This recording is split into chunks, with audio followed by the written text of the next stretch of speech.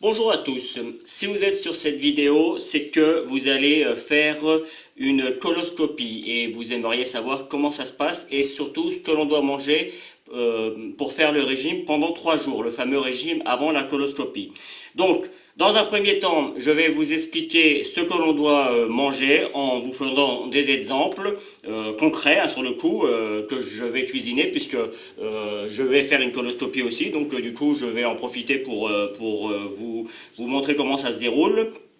Et puis, si vous êtes intéressé après par le déroulement de la coloscopie en elle-même, c'est-à-dire ce que l'on doit prendre comme solution, et puis après l'étape à l'hôpital, comment ça se passe et tout ça, puisque j'en ai déjà fait une, je peux vous l'expliquer également.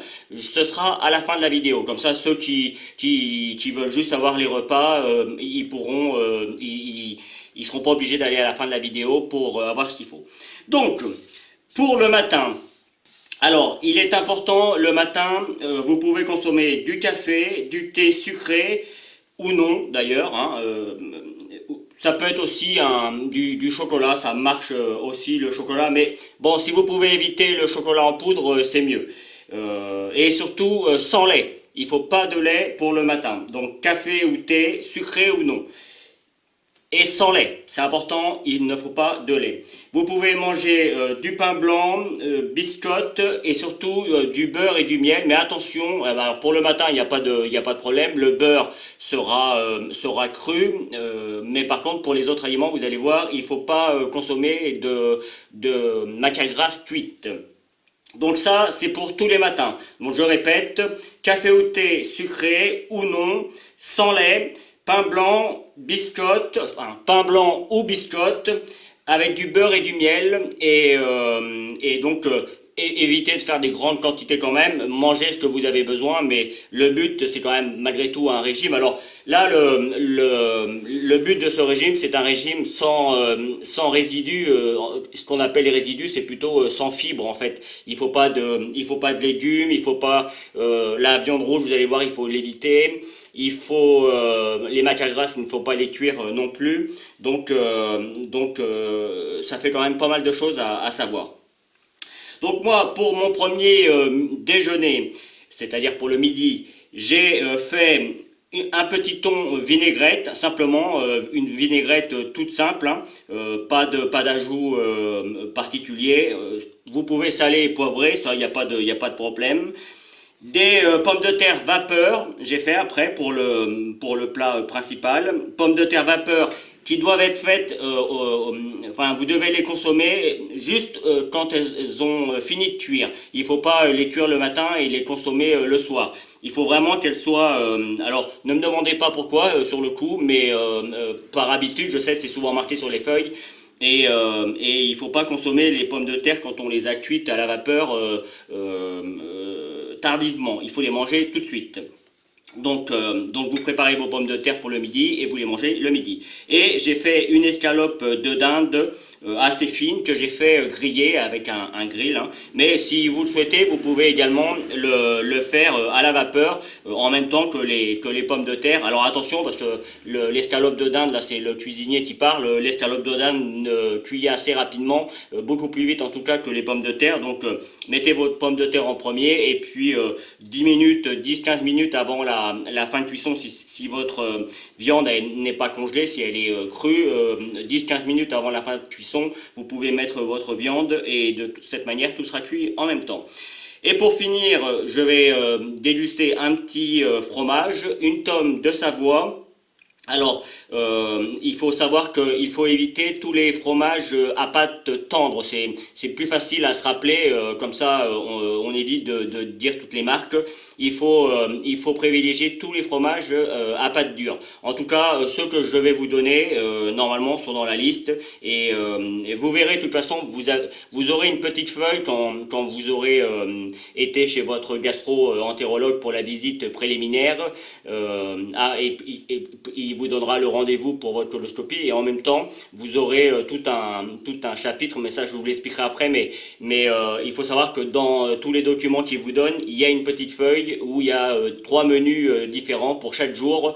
Alors il faut savoir que moi je vais vous en donner 5 parce que ayant fait une coloscopie il n'y a pas longtemps et malgré tous la précaution que j'ai pris, ça n'a pas suffi. Alors du coup moi je fais le régime pendant 5 jours là. Ça peut arriver, c'est très rare, hein, je vous rassure, c'est très très rare, mais ça arrive chez des personnes qui ont des petits problèmes de constipation, puisque on est sur la coloscopie, on peut se permettre d'en parler, ce qui est mon cas. Donc pour moi il faut que je recommence, et donc du coup j'en profite pour vous montrer tout ça. Vous pouvez rajouter à ça un petit morceau de pain blanc, mais n'exagérez pas, on va dire un petit morceau de 50, allez jusqu'à 80 grammes, mais pas plus. Et évidemment, de l'eau, on évite le café le midi, éventuellement on pourrait prendre un petit thé, mais si vous pouvez vous contenter d'eau pendant 3 jours, franchement c'est le top, et ce sera mieux pour vous. Donc je le répéterai de toute façon, puisque ça c'est le premier repas, et il y en aura 10 autres. Donc la vidéo risque de durer un petit peu longtemps, mais si vous le souhaitez, vous pouvez faire à chaque fois que je vous donne les ingrédients, vous pouvez aller un petit peu plus vite dans les explications que je vous donne. De toute façon là je suis un petit peu long, mais après je vais vous donner les repas au fur et à mesure, et j'essayerai d'être un petit peu plus concis. Voilà, donc à tout à l'heure pour le repas du soir. Juste avant de vous présenter le repas du soir, vous avez assez vite compris de quoi on va parler. J'aimerais insister sur le fait que des régimes sans résidus, il en existe beaucoup, et suivant les régions dans lesquelles vous êtes, les différents gastro-entérologues peuvent varier un petit peu au niveau des menus. Donc peut-être que vous aurez une amie qui va vous dire bah non, moi j'ai pas eu le droit à ça, et puis que vous sur votre feuille vous allez y avoir le droit. Donc ne vous inquiétez pas. Évidemment on ne peut pas donner tous les ingrédients, parce que la liste est quand même malgré tout assez longue, même si on enlève tous les fruits et tous les légumes. Mais voilà, c'était juste pour vous dire que évidemment si vous avez un doute, vous appelez votre gastro-entérologue et vous lui posez la question, mais normalement il n'y aura pas de souci. Donc pour ce soir, le soir, hein, c'est un petit peu léger. J'ai mis un petit peu de beurre, hein. Il a fondu parce que mes pâtes sont chaudes. Alors moi j'aime les pâtes bien cuites, donc c'est un petit peu plus lourd à digérer, mais bon, c'est mon petit truc du soir. Donc j'ai fait 2 tranches de jambon avec des pâtes, 2 tranches de jambon, parce que je suis au 5e jour. Si vous n'avez que 3 jours de régime, mangez une tranche de jambon, 3 jours ça passe quand même assez vite, et comme ça vous serez sûr que votre régime sera bien fait. Et puis pour finir, un petit yaourt nature. Si vous voulez le sucré, il n'y a aucun problème, avec du sucre blanc, vous pouvez y aller à volonté. J'ai dit également ce midi pour la vinaigrette, j'ai pas précisé, la vinaigrette c'est de l'huile et du citron. Il faut pas de vinaigre, parce que c'est un petit peu acide, et donc du coup c'est plus compliqué à digérer pour le corps. Donc là vous avez compris, les repas en fait ils ont pour utilité de nettoyer un petit peu le corps, et surtout de faire en sorte que le corps se repose et qu'il n'y a vraiment rien de difficile à digérer. Donc voilà. Maintenant, il n'y a plus qu'à déguster tout ça. J'ai pas pris de pain, comme vous pouvez le voir. J'ai dit ce midi qu'on pouvait manger du pain blanc, ce qui est vrai.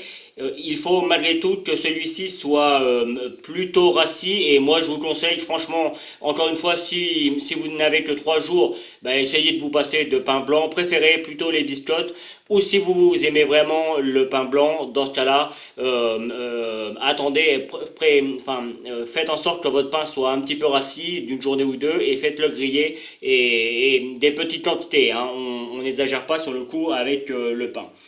Je vous donnerai d'autres petites astuces. Je marquerai probablement sur la vidéo d'autres choses, parce que là sur le coup il y a plein de choses en montant la vidéo qui vont me revenir et que je vais noter sur plusieurs jours, et je vous retransmettrai tout ça par écrit sur la vidéo. Donc n'hésitez pas à arrêter la vidéo pour lire ce que j'ai marqué, et comme ça vous serez vraiment sûr de réussir votre régime sans résidus. on peut également appeler un régime sans fibres. Également, je vais en profiter et après, je vous promets que je serai un petit peu moins long.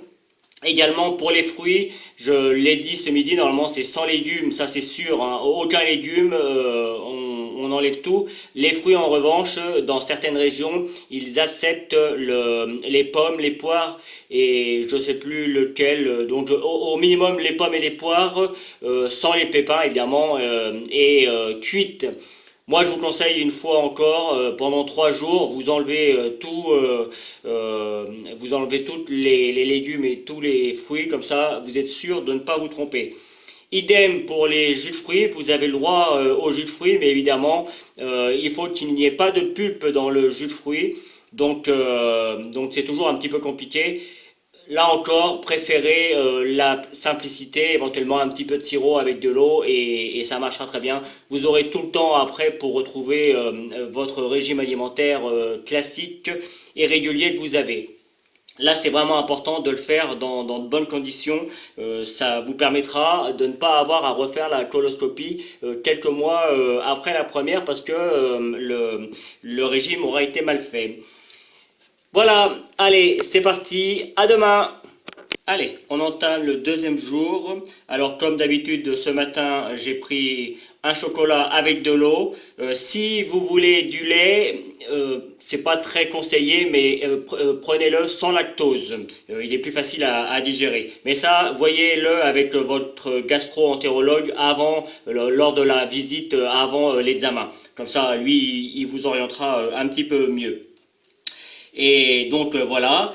Pour le midi, j'ai choisi un œuf dur, de la semoule, évidemment tout ça cuit à l'eau, hein, et puis une côte de porc sans l'os et la plus maigre possible. Vous la choisissez sans trop de matière grasse, voire pas de matière grasse du tout. Si on a un petit peu, vous l'enlevez, de cette manière à avoir quelque chose de facile et de très digeste à digérer. Voilà, alors c'est assez frugal, hein, je vous l'avoue, c'est pas les repas préférés. Moi j'adore les légumes, je peux vous garantir que pendant 5 jours je suis un petit peu puni, mais bon bah il faut faire avec, c'est comme ça. Donc je vous retrouve pour ce soir pour un nouveau repas. J'ai oublié de donner le dessert, donc c'est un fromage à pâte dure, hein, tout le monde connaît ce petit rond enrobé dans un papier, donc je donne pas la marque, ça m'évitera d'avoir des ennuis. Donc voilà. Quatrième repas que je vous propose, et ça c'est principalement pour le soir. Enfin après vous pouvez le faire pour le midi aussi, mais bon les quantités sont quand même pas énormes, donc je vous conseille de faire ça pour le soir. Donc j'ai fait simplement du riz, vous allez avoir l'habitude, peut-être que j'en ferai d'autres ou d'autres pommes de terre. Il y a des aliments qu'on va manger 2 fois parce que notamment les féculents, c'est compliqué de trouver plusieurs féculents sur plusieurs jours comme ça.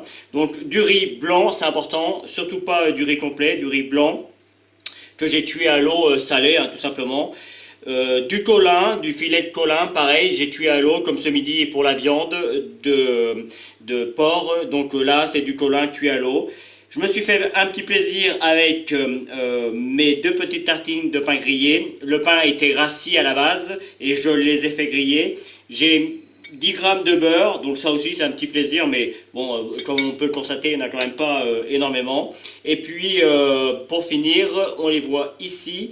Des petits palais bretons, 2 pour être exact. Donc voilà, ça c'est pour le 4e repas et je vous le dis de préférence le soir. C'est pour demain, ce sera une autre recette. 3e jour, midi. Alors j'ai choisi du surimi, tout simplement. Alors moi je le prends sans sauce, c'est pour ça que je me suis permis d'en prendre 6 petits surimi. C'est du poisson, hein, tout le monde connaît ça. Si vous mettez de la sauce, n'oubliez pas, c'est huile acceptée, citron accepté, le vinaigre et la moutarde, ce n'est pas accepté.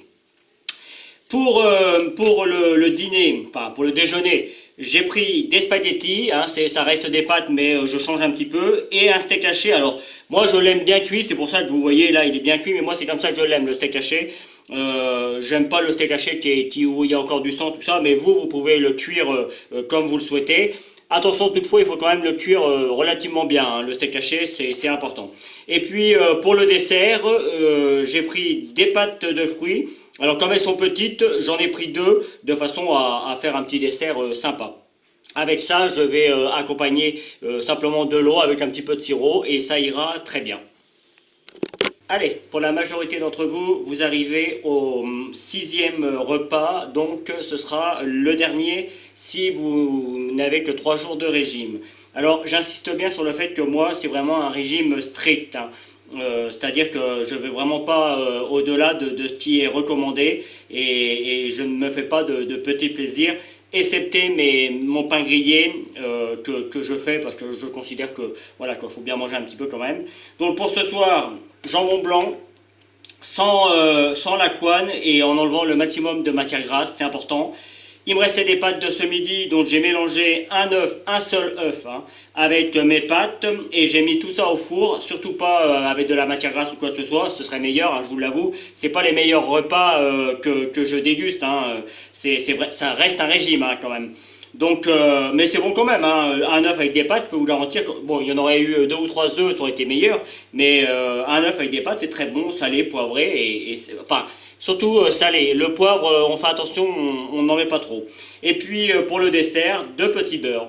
Donc voilà, pour ceux qui veulent avoir d'autres recettes, qui resteront quand même malgré tout un petit peu dans le même sens que ce que je vous ai déjà proposé, eh bien ça suit. Et pour les autres, si vous voulez avoir plus de détails sur comment se déroule la coloscopie, à partir de quand on fait l'examen et tout ce qui s'ensuit, ce sera vers la fin, je vous noterai à partir de là, je vous noterai le temps où il faut aller pour commencer mon petit interview sur le sujet. Voilà, 7e repas proposé. Alors, pour l'entrée, je me suis fait un petit œuf cuit à la vapeur. Moi, personnellement, je l'ai laissé durcir parce que j'aime que les œufs durs. Donc, pour changer un petit peu, je l'ai cuit comme ça à la vapeur. Je trouve qu'en plus, la présentation, c'est assez sympa. Si vous voulez un œuf mollet, dans ce cas-là, vous le cuisez un tout petit peu moins longtemps. Moi, j'ai dû le mettre 5-6 minutes, hein, peut-être un petit peu plus. Vous le mettez, oui, 5-6 minutes, moi j'ai dû le mettre une dizaine de minutes. Et vous allez voir, vous aurez un petit œuf mollet poché. Donc c'est original, ça change de l'œuf dur, ça reste toujours un œuf, mais ça change un petit peu. J'ai fait après des aiguillettes, enfin, on va dire qu'il y a à peu près 150 grammes de viande, d'aiguillettes de poulet, avec des pommes de terre que j'ai hachées façon purée très ancienne. On n'a pas le choix, il faut éviter trop le beurre. Attention toutefois, ça dépend, j'insiste hein, sur le fait, ça dépend de la fameuse feuille que le gastro-entérologue vous donnera, où vous avez le droit de manger, vous allez voir, il va vous proposer des repas ou de tout ce que vous avez le droit de manger, et ça peut varier, j'insiste sur le fait, donc il peut arriver que pour vous, vous avez le droit à un petit peu plus de beurre. Moi, je fais vraiment le régime strict, j'insiste, et donc du coup, j'évite trop de beurre. J'en ai déjà mangé un petit peu ce matin au petit déjeuner, donc au petit déjeuner, donc pour le déjeuner, j'en mets pas. J'ai simplement effleuré avec un petit peu de fleur de sel et comme ça va être pas mal, hein. Pour le dessert, un petit fromage à pâte dure de brebis. Donc vous aurez compris ce que c'est. Et puis je me suis autorisé une petite biscotte pour aller avec mon œuf et puis éventuellement pour aller avec mon fromage, je ferai moitié-moitié. Et puis la boisson, hein, comme je vous le disais, je ne vous l'ai pas montré, mais enfin ça reste de la boisson. Un petit verre d'eau avec un tout petit peu de jus de fruits. Tant qu'il n'y a pas de pulpe dans le jus de fruits, ça va. Il faut éviter tout ce qui est pulpe. Et il faut éviter tous les fruits avec des pépins. De toute façon les fruits, il vaut mieux pas en manger, mais au cas où, évitez le kiwi, évitez la tomate, enfin il y a plein de fruits où il y a des tout petits pépins et c'est ça qui est très gênant et pour la digestion et pour lorsque l'on fait la coloscopie, c'est ça qui reste coincé et ça gêne le gastro-entérologue pour voir complètement le côlon. Donc je vous retrouve ce soir pour le 8e repas si je ne me trompe pas. 8e repas pour le soir, hein, vous le voyez bien, il y a peu de choses. Donc j'ai choisi des petites coquillettes encore parce que j'aime ça et puis de toute façon c'est l'avantage avec les pâtes c'est que c'est assez varié et ça reste des pâtes mais bon on peut quand même avoir des petites différences au niveau du goût et des textures. Et puis quand vous achetez des surimi il en reste toujours, c'est souvent des paquets assez importants et moi il m'en restait donc du coup je les ai mélangés avec mes pâtes. Vous pouvez, si vous le souhaitez, assaisonner un tout petit peu avec un petit peu d'huile et un petit peu de citron. Moi perso, je l'ai laissé comme ça, c'est bien chaud et ça vient juste d'être cuit et ça va être très très bon. Et puis pour le dessert, deux petits palets bretons. J'ai encore demain, moi, avant de faire ma coloscopie, donc comme vous pouvez le constater, je suis sérieux. Donc voilà, j'arrive pour ma part enfin au dernier jour et j'avoue que je suis assez content parce que c'est quand même limitant dans les aliments, mais ça fait partie du régime. Donc pour le neuvième repas, j'ai choisi un petit œuf, un seul œuf brouillé, enfin c'est en omelette, moi je le dis c'est plutôt un œuf brouillé parce que je l'ai un peu mélangé. C'est pas facile à cuire sans matière grasse, vous avez intérêt à avoir une bonne poêle anti-adhésive. J'ai fait du couscous, enfin de la semoule, pas du couscous parce que ce serait pas autorisé, mais de la semoule, cuite à l'eau évidemment. Du filet de limande, alors j'en ai pris 3 parce que c'est des petits morceaux, donc ça fait un morceau à peu près de 100-110 grammes, donc on peut quand même se permettre même le dernier jour, surtout que là c'est le midi. Pour ce soir vous allez voir ce sera vraiment un repas très très light.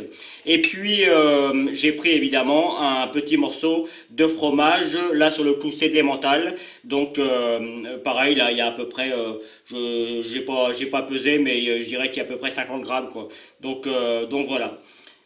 À ce soir, on arrive au 10e repas. Pour moi, ce sera le dernier de mon régime. Je commence ma petite préparation avant l'examen qui sera demain. Donc c'est mon dernier repas, moi, avant 14h30. Alors c'est l'heure où je vais y aller. Donc pas avant 16-17h hein, que je vais remanger. Donc voilà, vous pouvez le constater, je suis sérieux. J'ai pris deux pâtes de fruits parce que c'est riche en sucre et sur le coup, comme je vais rien manger pendant presque 24 heures, je vais en avoir besoin. Et puis des palais bretons dans le même esprit, c'est riche en sucre et un petit peu en matière grasse. Donc ça va me permettre de tenir pendant ces 2 jours, enfin pendant cette journée. Voilà, donc je vais préparer maintenant ma petite préparation et puis c'est parti pour boire 2 litres, 1 litre de préparation de 18 à 19 heures, 1 litre d'eau de 19 à 20 heures, un autre litre de préparation de 20 heures à 21 heures et un autre litre d'eau de 21 heures à 22 heures. Et puis après, normalement, je devrais aller aux toilettes et là, c'est pas le moment le plus marrant. Et j'en prendrai un autre demain matin, mais je vous expliquerai tout ça. Si vous voulez en savoir plus, c'est juste après. Je vous explique comment ça se passe, la coloscopie, à partir de quand on le fait, et toutes les étapes jusqu'à temps que vous alliez à l'hôpital pour passer l'examen. Et même, je vous expliquerai un peu comment ça se passe à l'hôpital, bien que tous les hôpitaux ne font pas de la même manière, mais ça vous donnera quand même une idée. Arrivé juste ici, c'est parce que vous voulez en savoir un petit peu plus sur la coloscopie. Donc, juste pour info, la coloscopie, ce n'est pas forcément obligatoire avant 50 ans ou après 50 ans. Il faut savoir qu'à partir de 50 ans, on reçoit un petit échantillon, enfin en tout cas la Sécu vous invite à aller chercher à la pharmacie un petit test à faire où il faut prélever un petit peu de sel, l'envoyer et ils rechercheront s'il y a du sang dans le petit échantillon que vous aurez envoyé et à partir de là, si vraiment il y avait du sang, vous devriez, vous serez amené à passer une coloscopie pour aller vérifier qu'il n'y a pas de polype ou autre chose un petit peu plus grave. Mais ça, c'est vraiment, en règle générale, c'est comme ça se passe. Pour ceux qui passent des coloscopies avant 50 ans, c'est parce que on peut être atteint de maladies comme la maladie de Crohn, toute autre maladie qui touche le côlon.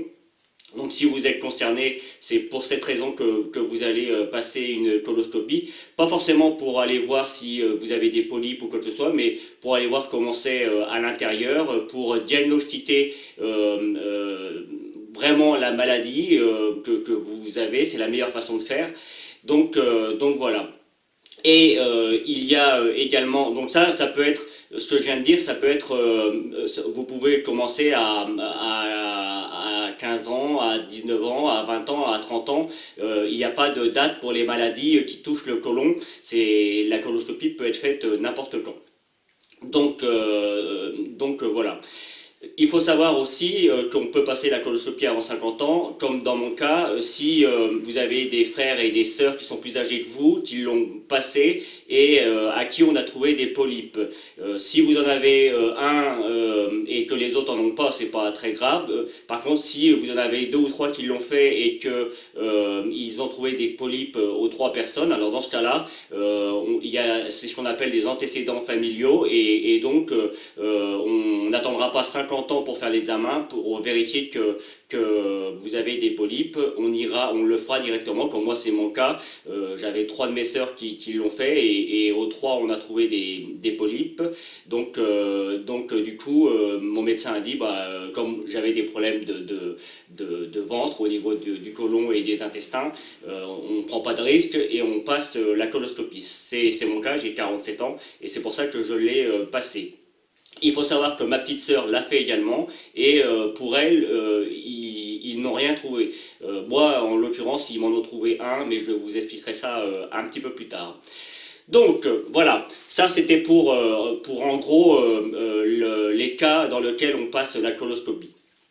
Donc, comment ça se passe la coloscopie? Dans un premier temps, on va voir son gastro-entérologue. Il y a une visite à peu près normale, comme si vous alliez chez votre médecin généraliste, sauf que là, il est principalement lié au niveau des organes comme les intestins, le côlon, le rectum, et puis éventuellement l'estomac, parce qu'en règle générale, quand on fait une coloscopie, et comme on est endormi, le gastro-entérologue fait également une fibroscopie. C'est pas une obligation, hein, je vous rassure. Parfois, il n'y a que la coloscopie, mais bon, comme vous êtes endormi, du coup, il fait les deux. C'est une précaution. Ça ne fait pas mal, rien du tout, hein. Donc vous allez voir votre gastro-entérologue, vous lui dites là où vous avez mal, il va vous poser plein de questions sur vos antécédents, si vous avez des frères et sœurs, comme je viens de vous l'expliquer. Et puis au cas où vous avez fait votre test et qu'il y avait du sang, dans ce cas-là, il va vous dire, on fait une coloscopie pour aller vérifier qu'est-ce qu'il y a à l'intérieur, si c'est un polype qui a grossi, si c'est autre chose comme un cancer, hein, ça peut arriver également. Donc on ne prend pas de risque et on fait la coloscopie. Pas de problème à ça. Quand vous allez prendre le rendez-vous pour votre coloscopie, la secrétaire, en général c'est les secrétaires qui donnent tous les papiers, va vous donner tout un nombre de papiers à remplir. Vous allez avoir un rendez-vous avec un anesthésiste à faire environ 15 jours avant l'intervention. Donc il faudra retourner à l'hôpital pour aller voir l'anesthésiste. Et celui-ci va vous poser aussi plein de questions, mais j'y reviendrai un petit peu plus tard. Donc la secrétaire vous donne plein de papiers, il y a des autorisations, comme quoi vous avez bien compris ce que le gastro-entérologue vous a dit, que vous acceptez la coloscopie, il vous a bien expliqué les risques que pouvait comporter la coloscopie. Enfin c'est bien expliqué, hein. Vous avez également vous aurez également un papier comme quoi vous avez bien compris également ce que l'anesthésiste vous a dit, qu'il faudra remplir et signer. Et puis vous avez un papier pour l'ordonnance. Je vous montrerai ce papier pour l'ordonnance pour les produits que l'on doit boire, mais je vous montrerai ça tout à l'heure. Et puis pour finir, on vous donne une petite explication sur le déroulement de la coloscopie, comment ça va se passer, quand vous allez arriver à l'hôpital et tout ça. Mais du coup, vous le saurez puisque vous aurez regardé ma vidéo. Et pour finir, on vous donne également un petit régime, comme je viens juste de faire, et si vous avez regardé, sur 3 jours, parce qu'en général, le régime c'est sur 3 jours. Moi, je l'ai fait sur 5 parce que la première fois, ça n'a pas fonctionné, donc du coup, je l'ai fait un petit peu plus long. Et la deuxième fois, ça a fonctionné. Donc, juste pour dire que mon régime marche bien, celui que je vous ai donné, parce que ce coup-ci, c'était bon. Donc voilà, c'est à peu près tous les documents qu'on vous donne quand vous sortez du secrétariat. Et puis il faut aller après demander une chambre, réserver une chambre. En général, ça se passe comme ça, hein. Je vous dis pas que c'est comme ça partout, mais en tout cas c'est comme ça avec moi. C'était dans un hôpital privé pour ma part, mais j'imagine que dans un hôpital classique public, ça se passe de la même manière. Donc, j'essaye d'être à peu près clair, hein. Pardon si je me répète un petit peu, mais c'est pas forcément évident comme ça de dire. Je ferai peut-être des petites coupures pendant le montage. Donc, vous êtes sorti du secrétariat. Donc, en général, le rendez-vous, c'est environ un mois. Ça dépend du cas dans lequel vous êtes. Si vous avez vraiment des gros symptômes, ils peuvent être un petit peu plus rapides. Ça peut être 15 jours, mais en général, il faut compter environ, à partir du moment où vous avez vu votre gastro et la coloscopie, il faut compter environ 3 semaines, un mois pour faire votre coloscopie. Donc, voilà, ça c'était la première chose. J'ai oublié de dire également dans les papiers, vous avez non, je l'ai dit, vous avez une ordonnance pour aller chercher les produits, je l'ai dit également. Donc voilà, ça c'est l'intervention chez le gastro-entérologue. Après, vous retournez chez vous. En règle générale, le gastro-entérologue ne donne pas de traitement supplémentaire que vous auriez pu avoir par votre médecin traitant parce qu'il veut avoir vraiment, quand il va faire la coloscopie, il veut vraiment avoir comment dire, le tableau exact de ce que c'est. Si vous prenez des médicaments, ça peut s'arranger un petit peu et donc du coup, le gastro-entérologue ne verra pas ce qu'il y a vraiment. Sauf si c'est des polypes parce que eux, de toute façon, ils s'en iront pas. Mais si c'est une maladie qui touche le côlon ou comme le côlon irritable, enfin bref, du coup ça peut avoir une incidence sur la vision qu'aura le gastro-entérologue. C'est pareil pour la fibroscopie hein, au niveau de l'œsophage et tout ça. Il vous dira de pas trop consommer des oméprazole, parce que c'est souvent ça qu'on prend pour l'estomac ou quoi que ce soit, des IPP pour être honnête, enfin pour dire le nom exact de ces médicaments. Donc voilà, ça c'est une pettique chose. Donc on arrive, vous passez un mois avant la coloscopie, faut pas trop vous inquiéter, faut pas trop stresser parce qu'il faut savoir que on est endormi, on ne sent absolument rien, ça je vais vous le dire tout de suite, c'est même presque agréable parce que du coup on fait la piqûre, on s'endort et franchement vous vous réveillez, vous avez l'impression qu'il s'est rien passé, qu'on vous a rien fait et pourtant l'examen a été fait, donc on sent rien. Donc, 3 jours avant l'examen, pour la majorité des cas, j'insiste, hein, ça peut être un petit peu plus si vous voulez vraiment être sûr de bien réussir votre régime. 3 jours avant l'examen, vous devez faire un régime. C'est un régime sans résidus, je vous l'ai expliqué juste avant. C'est-à-dire un régime sans résidus, c'est un régime où il ne faut pas de légumes. En fait, c'est sans fibres, hein, on pourrait dire un régime sans fibres. Il ne faut pas de légumes, donc il ne faut pas de fruits. Il faut éviter les jus de fruits avec de la pulpe, enfin par précaution, il vaut mieux éviter les jus de fruits, c'est vraiment plus sûr. Et puis vous avez tout un tas de viandes que vous ne pouvez pas manger, comme les viandes tendineuses, parce qu'elles sont plus difficiles à digérer, donc du coup il reste des petits morceaux, c'est plus difficile à évacuer également. Donc un peu comme le bœuf bourguignon ou des choses comme ça qui sont un petit peu lourdes. Et puis évidemment tout ce qui est un petit peu gras, comme certains yaourts, et puis certains aliments que vous ne pouvez pas manger. Mais de toute façon, moi je vous conseille de suivre vraiment le régime qu'on vous donne. Et puis éventuellement, comme le mien vient de marcher, vous pouvez suivre ce que je vous ai donné. Là, vous êtes sûr, si vous faites le régime que je vous ai donné, vous êtes sûr que ça va marcher, à condition évidemment de bien faire votre préparation après, mais ça je vais vous l'expliquer dans un instant. Vous êtes sûr que ça fonctionnera. La preuve, c'est que moi ça fonctionnait, et pourtant la première fois que je l'avais fait, c'était ma première coloscopie, hein, il y a un mois de ça, et donc du coup, j'ai peut-être voulu me faire un petit peu trop plaisir, et du coup ça n'a pas fonctionné correctement. Donc, vous faites votre régime tranquillement. 3 jours, ça passe relativement vite. Hein, vous dites que vous allez vous rattraper après les 3 jours, que vous pourrez remanger tout ce que vous voulez, vous faire plaisir un petit peu plus que d'habitude. Donc voilà, 3 jours, ça passe vite.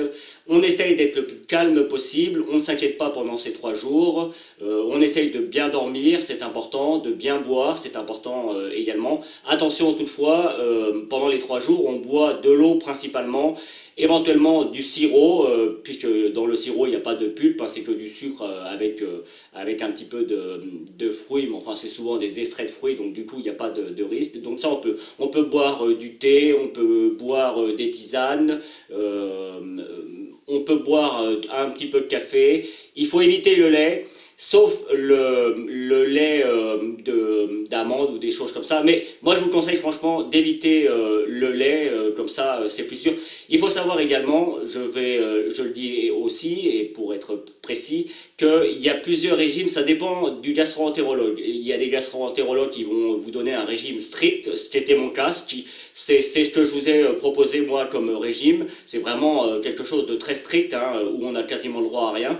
Et il y a des régimes un petit peu plus light, après ça dépend des personnes, ça dépend de votre condition, ça dépend si vous êtes plutôt, on va parler franchement, si vous êtes plutôt constipé, là vous aurez plutôt un régime strict, et dans le cas contraire, si vous avez plutôt des selles plutôt molles et assez régulières, vous aurez un régime plutôt light. Et dans le régime plutôt light, vous avez le droit au pain, vous avez le droit au lait, mais lait demi-écrémé.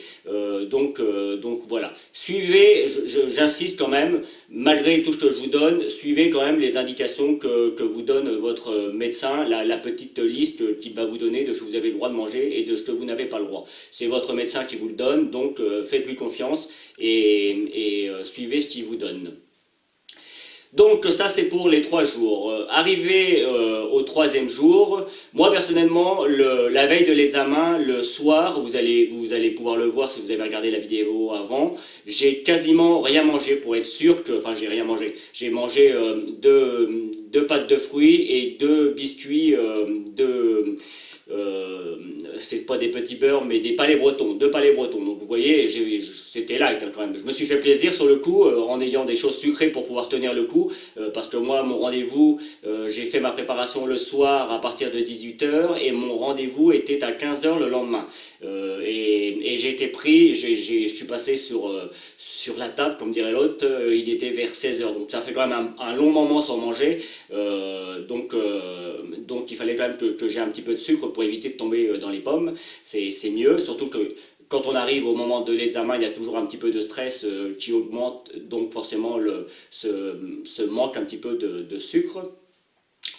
Donc le soir, juste avant de prendre la préparation, vous pouvez manger un petit peu, ce que je viens de vous expliquer, et arrive le moment de la préparation. Alors pour la préparation, là encore, il y a des différences suivant le gastro-entérologue, ça dépend des produits. Moi personnellement, j'ai eu le droit à des poudres que l'on dilue dans de l'eau, c'est-à-dire que vous prenez un sachet, il y a, dans le sachet, dans le paquet, il y a 2 sachets, un grand et un plus petit pour ma part, c'est du Moviprep, si mes souvenirs sont bons, le nom, et vous devez mélanger ces 2 paquets ensemble, et après vous rajoutez 1 litre d'eau que vous devez bien mélanger. Moi je l'ai fait dans mon blender, donc c'était bien mélangé, hein, par précaution. La première fois je l'ai fait au fouet, peut-être que c'était pas assez mélangé, ça a peut-être eu un impact sur ma préparation. Normalement ça devrait marcher, mais là sur le coup je l'ai fait au blender, je peux vous garantir que c'était bien mélangé, et donc à partir, c'est pareil, ça vous allez avoir une petite feuille, je vais vous la montrer d'ailleurs. Je suis revenu, donc juste pour info, j'espère qu'on voit assez bien, ça c'est la feuille du repas hein, pour le régime. Alors après, elle peut être un petit peu différente, et ce qu'on vous propose aussi, ça peut être un peu différent. Ça, c'était la mienne. Et ça, c'est la feuille.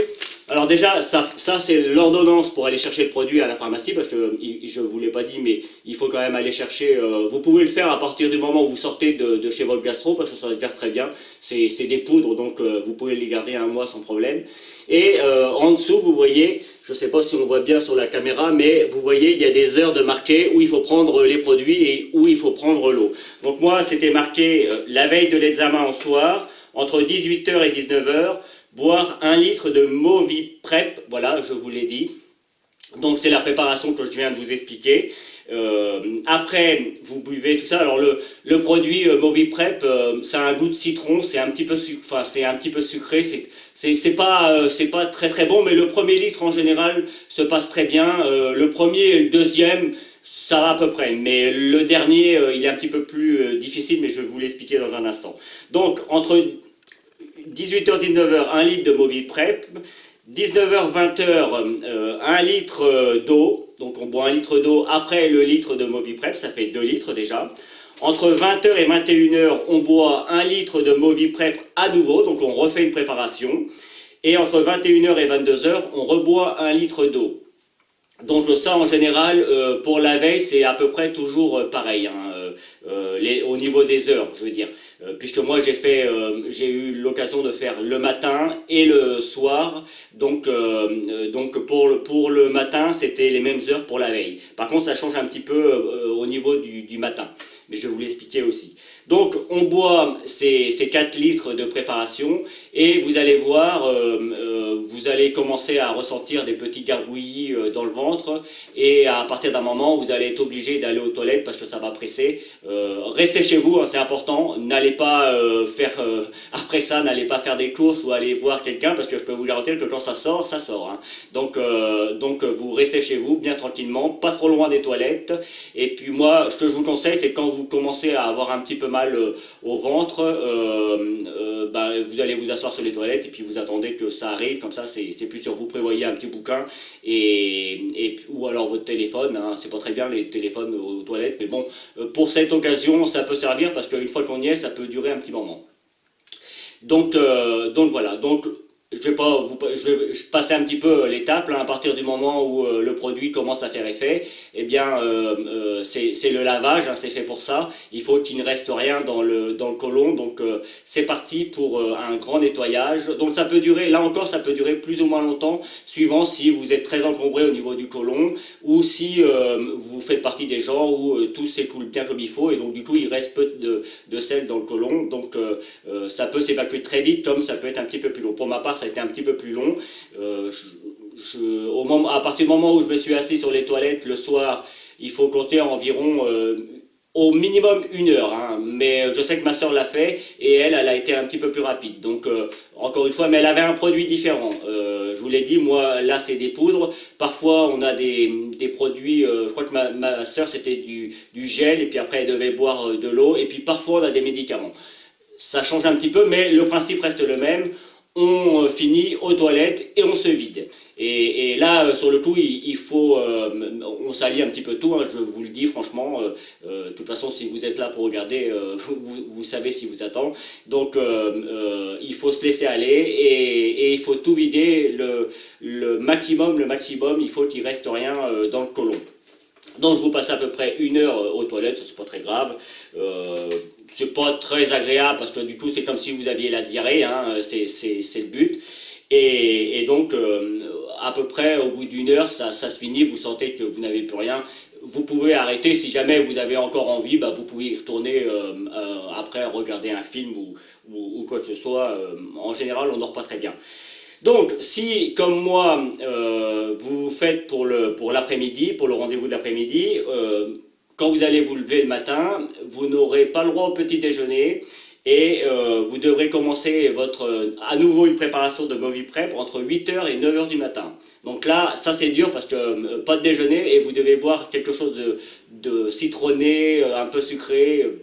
Bon, ça se fait, hein, la preuve, moi je l'ai fait 2 fois, donc c'est pas insurmontable, mais disons que les premières gorgées sont un petit peu compliquées, mais ça se fait, hein. Après voilà, on essaye de pas trop réfléchir, et puis on y va, on avale. Et entre 9 h et 9 h 30, vous devez boire 1 litre d'eau, et là, retour aux toilettes, comme je vous ai expliqué, et là, pour la dernière fois, c'est pareil, on se laisse bien aller, et on se vide, on force un petit peu pour vraiment que tout se vide. Moi je sais que j'essayais de bouger un petit peu au niveau du côlon pour que que le produit se mélange bien avec les sels pour que tout s'en aille.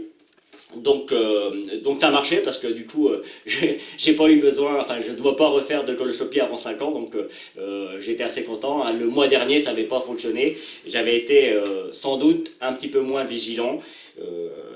Il faut savoir, et c'est là où c'est important de bien faire sa préparation, parce qu'il faut savoir que quand vous allez faire votre coloscopie, si la préparation a été mal faite, et si le gastro-entérologue ne voit pas l'intégralité du côlon, enfin du rectum, du côlon et jusqu'au gros côlon, moi c'était la partie du gros côlon qui était encore un petit peu sale, dans ce cas-là, comme moi, il vous demandera de recommencer la coloscopie, de la refaire, et en général ça se refait 1 mois après, 1 ou 2 mois après, donc c'est pas très agréable, hein. On recommence tout, il faut recommencer le régime et tout ça, donc je vous conseille vraiment de faire ça consciencieusement, de bien suivre toutes les règles, enfin moi j'avais bien suivi toutes les règles, hein, sur le coup, mais bon, peut-être que je me suis dit je reprends la préparation, ça se vide, et puis une fois que j'ai plus envie, et donc du coup j'ai pas trop forcé la première fois. Et là, la deuxième fois, j'ai quand même forcé un petit peu plus, je suis resté un petit peu plus longtemps sur les toilettes, donc par étonnement, des fois j'avais plus envie, puis d'un seul coup, fouf, ça sortait d'un coup, donc voilà, c'est peut-être ça que j'ai manqué la première fois. Donc c'est pour ça que je vous le dis, c'est important de bien insister. Il faut savoir que si vous faites l'examen le matin de bonne heure, vers 7h30, si vous avez votre rendez-vous vers 7h30, 8h, vous aurez une préparation à prendre vers 3h du matin. Étrangement, c'est peut-être moins compliqué que celle à 8h.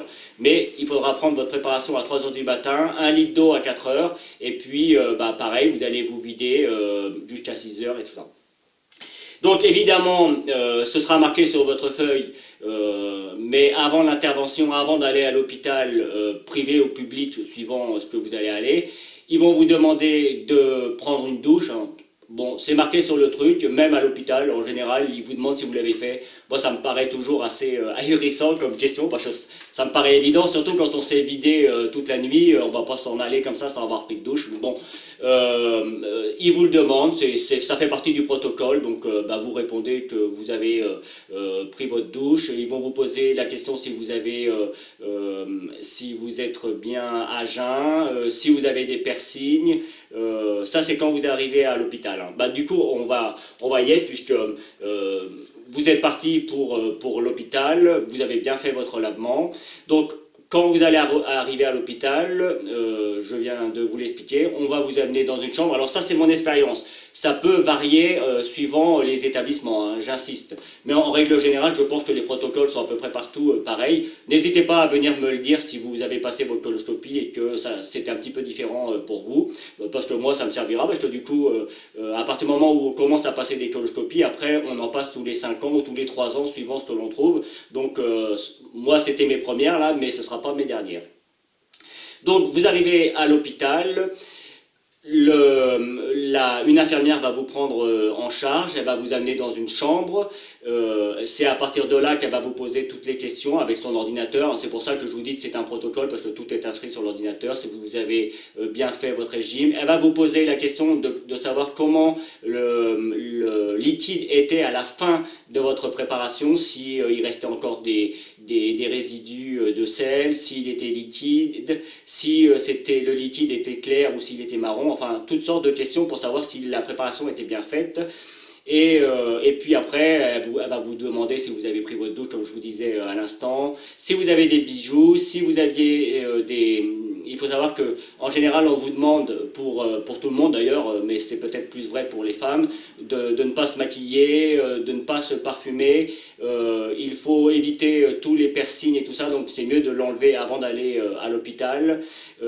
Si vous avez des bridges ou si vous avez un appareil dentaire, eh bien, on vous le demandera de l'enlever avant d'aller faire l'opération, parce que au cas où il faut vous intuber ou un truc comme ça peut arriver, hein, ça reste une opération, on est endormi, donc même si c'est pas longtemps, on est endormi environ 30 minutes, voire même un peu moins, ça peut être entre 15 et 30 minutes, donc ça dure vraiment pas longtemps, mais il peut se passer plein de choses, hein, on ne sait pas, c'est toujours une intervention, reste une intervention. Donc ils prennent aucun risque et ils vous demandent tout ça. Donc le mieux c'est d'enlever tout ce qui est piercing, tout ce qui peut être boucle d'oreille, pas de maquillage pour les femmes, ou même pour les hommes d'ailleurs, parce qu'après tout, pourquoi pas. Et puis éviter les parfums aussi, de toute façon ça ne sert à rien, vous allez sur la table, donc voilà. Donc une fois qu'elle vous a expliqué tout ça, l'infirmière va prendre votre tension, et puis elle va vous dire, bon vous pouvez vous changer, vous allez voir, elle va vous donner une petite blouse, vous allez vous déshabiller entièrement, vous allez avoir une petite blouse à mettre, vous avez un espèce de slip un peu bizarre, on ne sait pas trop comment le mettre, parce qu'il y a 3 trous, mais ils sont tous identiques, donc on ne sait pas lequel trop prendre. D'ailleurs, moi, on s'est moqué de moi, parce que manifestement, je ne l'avais pas mis dans le bon sens, donc on s'est un petit peu moqué de moi quand je suis arrivé dans le bloc. Mais bon, ça met de l'ambiance et ça permet de se déstresser un petit peu, c'est pas très grave. Et vous allez mettre des petites bottes pour les pieds, enfin, c'est des trucs en tissu, hein. Pour ceux qui travaillent dans les laboratoires, ils auront peut-être l'habitude parce ils mettent ça souvent sur leurs chaussures. Ben là, au lieu de mettre ça sur les chaussures, on met ça directement sur les pieds. Et puis évidemment, la petite charlotte sur la tête.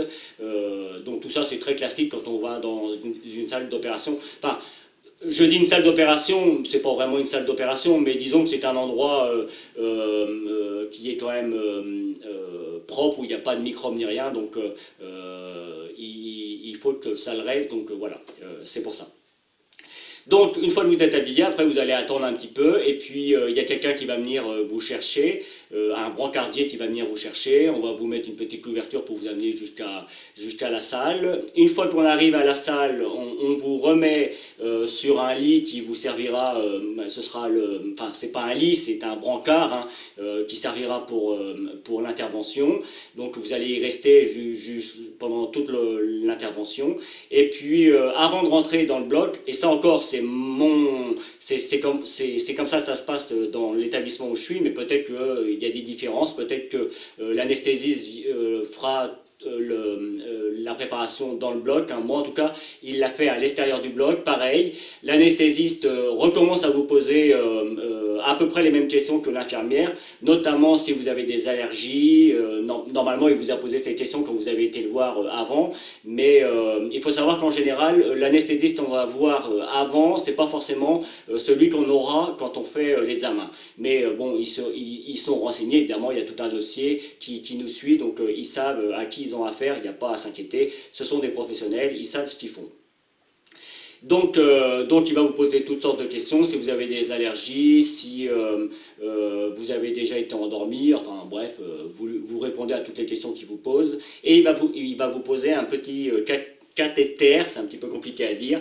Pareil, là encore, pas besoin de stresser, c'est un petit peu comme si on vous faisait une prise de sang, ça ne fait absolument pas mal, c'est comme une petite piqûre, comme si vous faisiez, comme si c'était une prise de sang en fait, hein, ça fait vraiment pas mal. Et donc à partir de là, le cathéter est mis, on arrive au bloc. Au bloc, eh bien, vous allez prendre vous allez voir votre gastro-entérologue, il va vous parler un petit peu, il va y avoir des infirmières qui vont l'accompagner et évidemment l'anesthésiste qui sera derrière. On enlève le fameux slip et c'est là que souvent les infirmières rigolent parce que il n'est pas très bien mis, donc il y a un petit voilà quoi. C'est pas l'endroit le plus pudique, hein. Faut pas être pudique parce que du coup vous enlevez le slip et il y a des personnes qui vous regardent. Enfin eux ils ont l'habitude, ils voient ça toute la journée, donc il faut même plus attention. Mais si vous êtes un petit peu pudique, c'est pas le meilleur moment. Mais moi qui suis pudique, la première fois ça me gênait un petit peu et puis la deuxième fois je me suis dit de toute façon j'ai pas vraiment le choix, donc allons-y, hein. Et puis je me suis mis dans la tête que de toute façon ils ont l'habitude, ils font ça toute la journée, ils mettent des tuyaux dans le derrière toute la journée, si je peux m'exprimer ainsi. Donc voilà, pour eux c'est quelque chose de tout à fait normal. Ils regardent même plus, quoi, j'aurais tendance à dire. Pour eux c'est l'examen et point barre, quoi. Donc, à partir de là, une fois qu'on a discuté un petit peu avec le gastro-entérologue peut vous expliquer un petit peu comment ça va se passer. En général, ça ne dure pas très longtemps. L'anesthésiste va vous dire, il va vous mettre un masque d'oxygène déjà pour commencer, et puis il va vous dire, bonne petite sieste, il va vous faire l'injection. Des fois, vous ne le voyez pas faire l'injection, et puis, vous respirez un petit peu, puis d'un seul coup, plus rien, vous êtes parti. Et donc c'est à partir de ce moment-là, quand je dis vous êtes parti, vous êtes endormi, hein.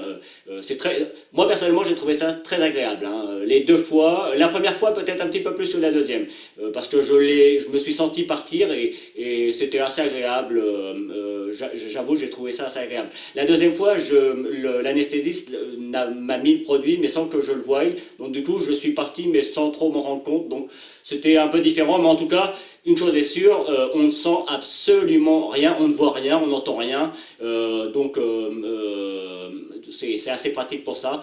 On se réveille quand même un petit peu lors de la fin de l'examen, vous entendez le gastro qui vous dit ça s'est bien passé, ou comme moi la première fois, ça s'est pas bien passé, il faudra recommencer parce que c'était pas le lavement était mal fait. Donc quand vous entendez ça, dès quand vous vous réveillez, après vous dites j'ai rêvé ou j'ai pas rêvé, mais bon, en règle générale, on entend un petit peu. Une fois que l'intervention une fois que l'intervention est terminée, on vous met dans une salle de réveil et en général c'est vraiment là qu'on se réveille vraiment et des fois on se dit bah non j'ai dû rêver parce que je me suis pas réveillé dans la salle, je me suis réveillé dans la salle de réveil et j'ai dû rêver.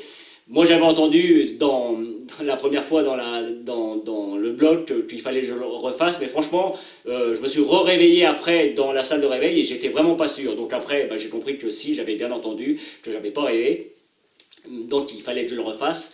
Mais franchement, la première fois, je n'étais pas sûr. Et donc la deuxième fois, j'avais bien entendu que c'était bien fait, pour ma part, ils avaient trouvé un polype la première fois qu'ils avaient enlevé. Alors là encore, je vais vous expliquer. Dans le blog, quand le gastro-entérologue trouve un polype, il l'enlève automatiquement. Il ne cherche pas à comprendre s'il est dangereux ou pas, il va vous l'enlever. Alors ça peut prendre un petit peu plus de temps suivant si dans l'endroit où il est, l'endroit où il se trouve, et s'il est plus ou moins gros.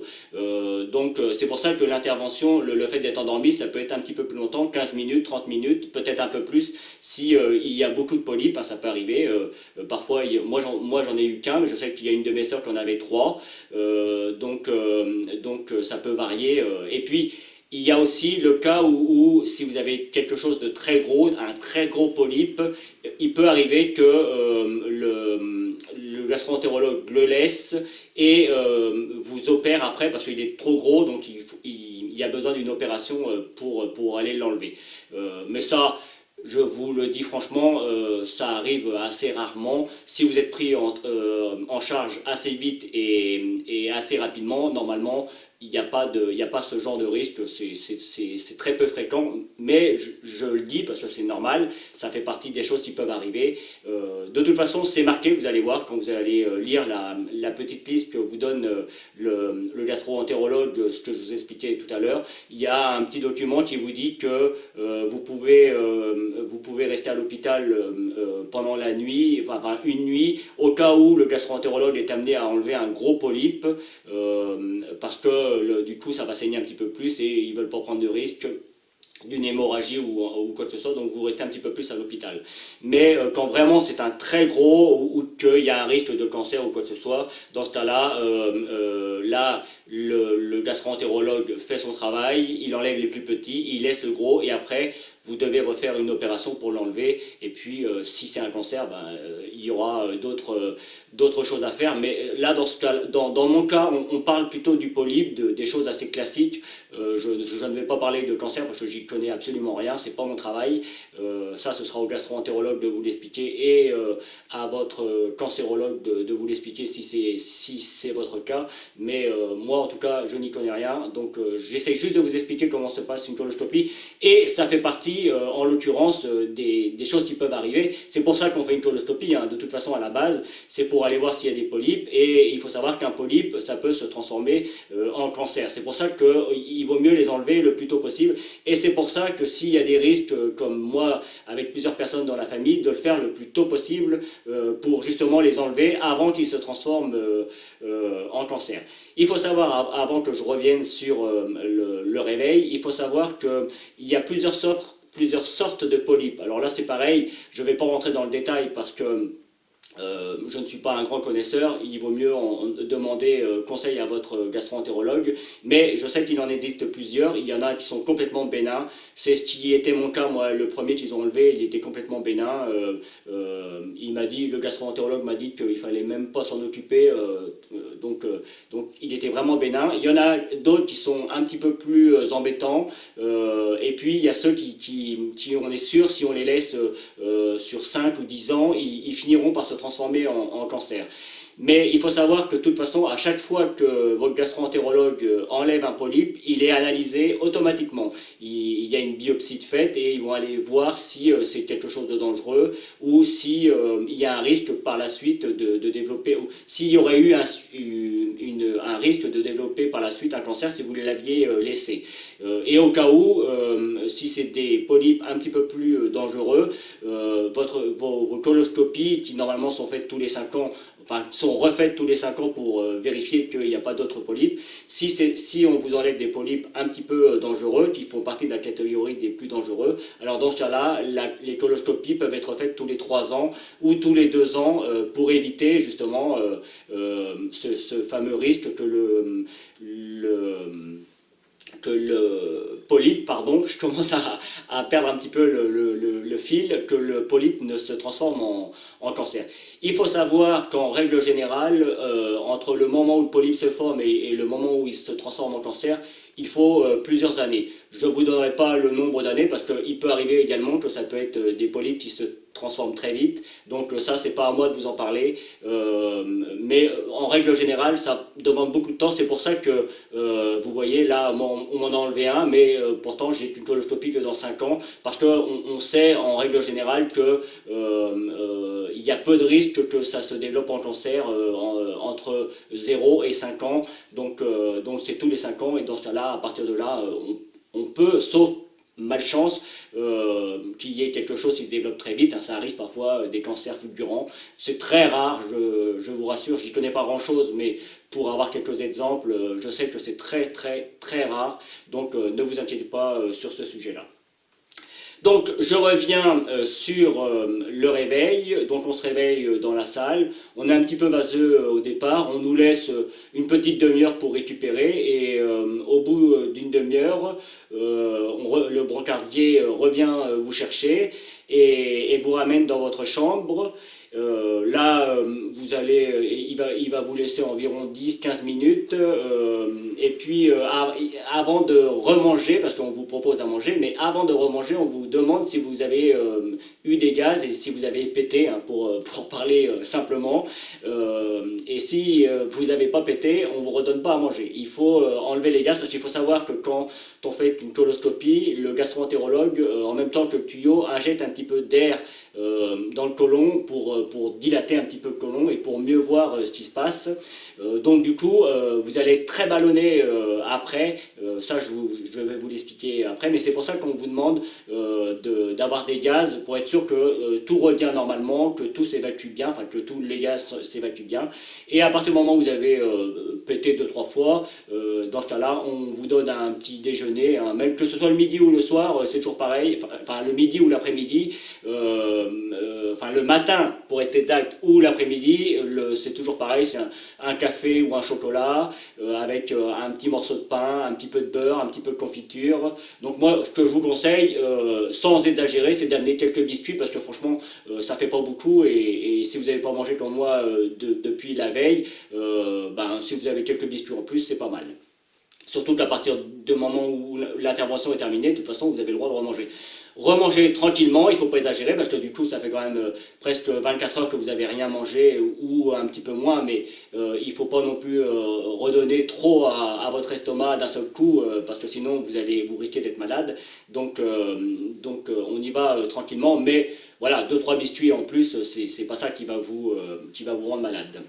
Donc, une fois que vous êtes bien réveillé et que vous avez déjeuné, en règle générale, soit c'est votre gastro-entérologue qui va venir vous apporter l'examen, qui va vous expliquer ce qu'il a vu, ce qu'il a fait, s'il a enlevé un polype, s'il y avait une maladie au niveau du côlon, en tout cas, c'est lui qui va vous expliquer tout ça. Parfois, il arrive quand il n'y a rien de très grave, comme c'est mon cas pour la deuxième fois où il n'y avait rien, c'est l'infirmière qui vous amène le compte-rendu avec une photo, vous allez voir, vous allez avoir une photo de votre côlon. Enfin, il y a plusieurs photos pour être exact, et vous voyez bien votre côlon. Moi, la première fois, j'avais une photo avec l'endroit où il y avait le polype, j'ai vu le polype, donc c'est assez étrange, on voit l'intérieur, mais bon, moi, pour avoir fait plusieurs fibroscopies en n'étant pas endormi, je voyais aussi l'intérieur de mon œsophage et puis de mon estomac. Donc bon, voilà, c'est des expériences un petit peu particulières, mais en même temps, on sait comment ça fonctionne après à l'intérieur. Donc si vous n'avez rien de particulier, votre gastro-entérologue va vous laisser partir. malgré tout, juste pour info, il faut savoir que on n'a pas le droit de partir seul avec sa voiture parce que les produits que l'on prend pour être endormi, bah, ça reste des produits un petit peu chimiques, donc vous êtes un petit peu vaseux, vous n'avez pas les réflexes comme d'habitude, vous êtes un petit peu endormi, donc vous n'avez pas le droit de conduire. Et il faut qu'il y ait quelqu'un qui vienne vous chercher. Donc le mieux, c'est que quelqu'un vous amène et quelqu'un vienne vous rechercher. Ça, c'est important. De toute façon, ce sera marqué dans votre liste de préparation. Il suffit de suivre les indications et ce sera marqué. Si le gastro-entérologue vient et que vous avez quelque chose d'un petit peu plus embêtant, qu'il y avait des polypes un petit peu plus embêtants ou qu'il a trouvé au niveau du côlon des traces d'une maladie, alors dans ce cas-là, il viendra et il prendra le temps de vous expliquer tout ça en clair. Mais encore une fois, tant que l'examen n'est pas fait, tant que vous n'avez pas de résultats, ça ne sert à rien de ne s'inquiéter. Je parle en conscience parce que moi je suis quelqu'un de très anxieux, mais vraiment très très anxieux. Hein, enfin, je n'ai pas l'habitude de le dire, mais puisque là on en parle, j'aurais même tendance à dire que je suis traité pour ça. Donc c'est pour dire que c'est une anxiété généralisée très très importante. Donc j'ai eu tendance moi à me faire plein de films, surtout la première fois. Mais franchement je suis arrivé, j'étais stressé, j'étais pas bien et c'est pas une bonne chose. Tant que l'examen, je vous le dis franchement, hein, là la deuxième fois c'est ce que j'ai fait. Bon c'est vrai, j'avoue j'étais un petit peu plus sûr parce que la première fois il avait quand même été jusqu'au bout, donc s'il y avait eu quelque chose, je pense qu'il l'aurait vu malgré qu'il y avait des parties qui étaient encore sales. Mais je suis arrivé vraiment plus cool. Alors jusqu'au moment où j'arrive au niveau du bloc, parce que ça c'est normal, c'est humain, on est un petit peu plus stressé, on va être endormi, bon ça c'est normal, c'est humain. Mais juste avant, enfin pendant le mois qui suit, vous ne vous inquiétez pas, vous faites votre vie comme d'habitude, vous essayez d'être le plus positif possible, voilà, c'est ce que je vous disais. N'essayez pas d'aller voir sur internet comment ça se passe, sauf pour savoir comment la coloscopie se passe, parce que là sur le coup, moi je vous donne pas de diagnostic, hein, je vous ai pas vu ni rien, c'est juste comment ça se passe et ce qui peut arriver. Mais c'est vraiment des généralités, hein, j'aurais tendance à dire. Donc surtout, on reste positif, on ne s'inquiète pas avant l'examen et je peux vous garantir que parfois on a des sensations, on a mal dans des endroits, ce qui était mon cas, et quand vous faites des examens, ben, on vous trouve presque rien, donc le corps humain est fait bizarrement, donc on ne s'inquiète pas tant que l'examen est fait, et il faut savoir également que si on vous trouvait quelque chose, si par mésaventure, on vous trouvait quelque chose. Les maladies du côlon, maintenant, on les soigne assez bien. Il y a des très bons suivis. Donc, si votre gastro-entérologue est bon, c'est le cas du mien. Si votre gastro-entérologue est bon, normalement, il va vous prendre en charge et il n'y aura pas de soucis particuliers. Donc voilà, ça c'était le fait. Donc après, vous rentrez chez vous, désolé pour le camion si vous l'entendez, vous rentrez chez vous, accompagné évidemment. Moi je vous conseille, un petit conseil, c'est de reprendre une douche quand vous arrivez chez vous, parce que vous venez quand même de l'hôpital, il peut y avoir, même si tout est bien stérilisé, surtout dans les temps dans lesquels on vit, c'est mieux quand vous arrivez chez vous de reprendre une douche ou un bain, si vous avez un bain, dans ce cas-là vous allez pouvoir vous relaxer, ça va être pas mal. Et puis, vous mangez, mais légèrement, c'est ce que je vous ai expliqué tout à l'heure. Et puis voilà, après, vous dormez. Il faut savoir également qu'en règle générale, on va vous donner une petite feuille à la sortie, au cas où vous auriez, ça peut arriver là encore, mais c'est très rare, qu'il y ait des petites séquelles, ça pourrait être des saignements, si on vous a enlevé des polypes, des saignements anormaux. Il peut arriver aussi que pendant l'intervention, la rate soit impactée et que vous y ait des petits problèmes avec la rate, mais encore une fois, c'est très rare, mais ne prenez aucun risque. Si vous avez des sensations un petit peu bizarres, si vous vous sentez mal, n'hésitez pas à appeler le numéro, c'est fait pour ça, et si vraiment vous saignez ou quoi que ce soit, vous appelez le numéro et vous allez aux urgences. Hein. On ne prend pas de risque après une intervention. Si vous ne vous sentez pas bien, vous ne prenez pas de risque, vous allez vous téléphonez en premier lieu et eux, ils vous donneront les indications. Bon, je pense que soit ils vous demanderont de revenir à l'hôpital, soit ils vous demanderont d'aller aux urgences si vraiment ils considèrent que c'est grave. Par contre, il faut savoir que, comme je vous le disais tout à l'heure, on peut avoir très mal au ventre, mais c'est normal parce qu'on est très ballonné, donc du coup, on a l'impression qu'on est très lourd, et en fait, il faut juste expulser tous les gaz qu'on nous a mis à l'intérieur. Donc, je peux vous garantir que pendant la nuit, vous allez y aller, ça va même pendant... Moi, ça a duré presque 2 jours, hein, en général. Donc, pendant 2 jours, vous y allez, mais c'est que de l'air, hein.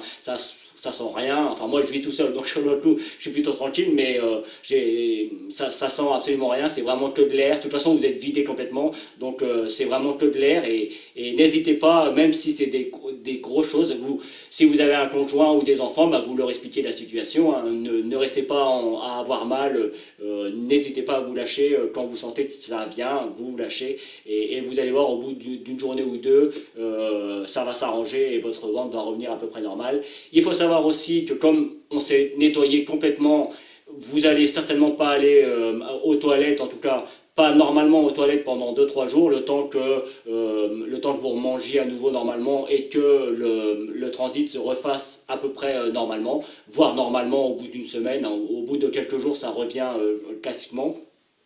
Il peut y avoir quelques petits changements, comme tout a été nettoyé, du coup vos selles peuvent reprendre des formes que vous n'aviez pas vues depuis un petit moment, c'était mon cas. Et donc du coup franchement c'est pas mal, hein, le lavement, comme ça au moins vous êtes sûr, vous êtes nettoyé, et ça repart pour un petit moment.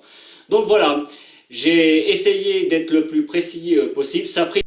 Je m'en excuse, mais j'ai essayé encore une fois de vous expliquer si je passais très vite sur les étapes, comment je pourrais dire, vous n'auriez pas l'idée exacte de ce que c'est qu'une coloscopie et de comment ça se déroule. La dernière chose que j'aimerais vous dire, c'est qu'il ne faut surtout pas s'inquiéter. Ça ne fait absolument pas mal. On ne ressent rien. Alors oui, pour ceux qui n'aiment pas les piqûres, il y a quand même la petite intervention de l'anesthésiste, mais franchement c'est comme si on faisait un petit vaccin ou quoi que ce soit, ça fait vraiment pas mal. Puis de toute façon vous êtes allongé, donc quoi qu'il arrive, vous ne risquez rien, vous allez être endormi après, donc il n'y a pas de problème sur ce coup-là. En général, ça se passe bien, tout le monde est gentil, donc là encore, on vous prend bien en charge, il n'y a pas de problème, vous vous laissez faire, vous vous laissez suivre, vous écoutez bien tout ce qu'on vous dit, et tout se passera super bien. Voilà, j'espère que entre le régime que je vous ai donné et toutes les explications que je vous ai données, ça vous servira, que j'ai essayé d'être le plus positif possible, de vous rendre le plus positif possible. J'insiste, c'est important. Et puis j'ai essayé de rendre l'examen un petit peu moins, comment dire, solennel. Enfin voilà, quoi, on n'aime pas trop ça, faire des examens. Je vous rassure, ça reste un examen. Hein, personne n'aime ça, aller à l'hôpital, tout ça. Mais j'essaye dans mes mots de vous dire que ça se passe bien. Vous voyez, moi j'en ai fait 2 en un mois et je suis encore là, souriant et tout. Donc c'est pour vous dire que ça se passe bien.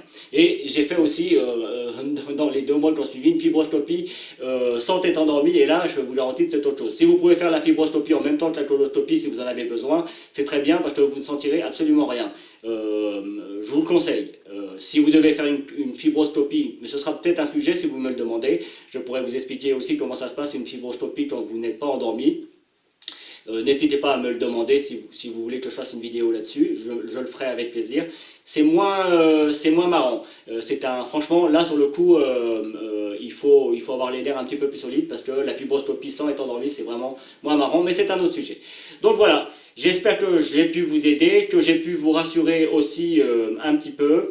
N'hésitez pas à me poser des questions si vous en avez. J'essaierai pour ce cas-là, je ne réponds pas toujours. Hein, vous savez que moi, en règle générale, je fais plutôt des vidéos sur la cuisine et la pâtisserie. Donc j'en ai tellement que j'ai du mal à répondre à tout le monde. Mais pour cette vidéo, je tâcherai de répondre le plus possible à vos interrogations et de répondre dans la mesure du possible, le plus intelligemment possible, mais toujours en prenant en compte que c'est mon expérience. Votre expérience à vous, dans un établissement différent, sera peut-être un petit peu différente. Donc, prenez bien ça en tête, enfin, prenez bien ça en conscience. Donc voilà. À bientôt sur Comment fait-on. Bonne chance pour votre coloscopie. Rappelez-vous, on est endormi, ça ne fait pas mal. Bonne chance pour vos futurs traitements si vous en avez besoin. Je sais, pour avoir dans ma famille des personnes qui sont confrontées à ça, et je sais que ça demande beaucoup de courage parfois. Je sais également pour en souffrir que les maux de ventre ou les maux d'estomac, ça fait très mal, même si c'est invisible et souvent les gens sont pas très cool parce que du coup comme ça se voit pas, on ne vous prend pas au sérieux, mais je sais que ça fait très mal, donc moi personnellement je vous crois et je sais ce que vous subissez, ce que je peux partager par empathie ce que vous ressentez. Donc voilà. Donc ne prenez pas en compte ce que les autres disent et essayez de rester vous-même et tout se passera bien. Voilà. À bientôt sur Comment fait-on.